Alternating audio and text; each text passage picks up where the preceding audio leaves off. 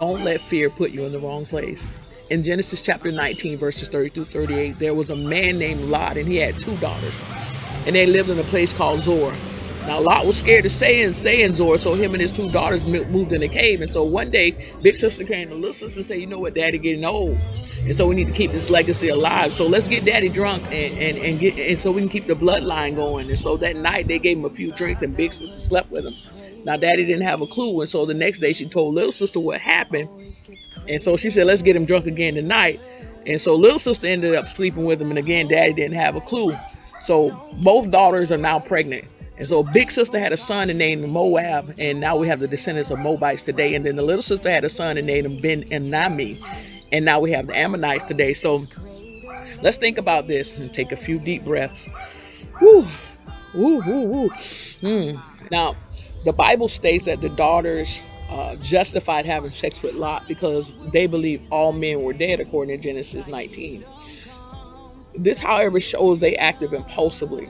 They forgot they left the city of Zor.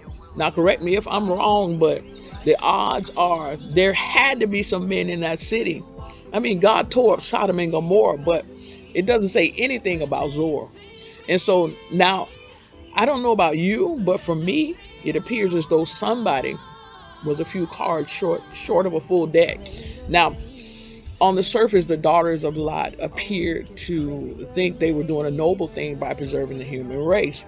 And so, but somebody's mental light was turned off and wasn't thinking outside the box. And then the other one followed. So as for the daddy, he sinned willingly, but not willfully. He definitely was caught up in a crazy situation. Now, I think these 2 women panicked and got confused in their thinking.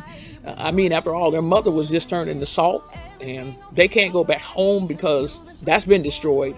And now they find themselves in a cave with their dad, who is completely running out of fear.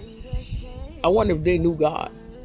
If they didn't, Lot certainly did. So listen, it's important to start off in God's will. As an individual or a leader, if we get off course early, we will likely more and more get off course, and the people who follow us also. So even if we're trying to correct what we feel is wrong using our own ways, so if we start out of God's will, then we should wait and seek his will to get back on track. Then when we receive his will, we do it. Then we wait for the next step. Don't try to get ahead of God. Stand still. Don't do anything and wait. You do not want to proceed out of God's timing. It's a big price to pay. And it might cost your life, and it may even affect generations to come.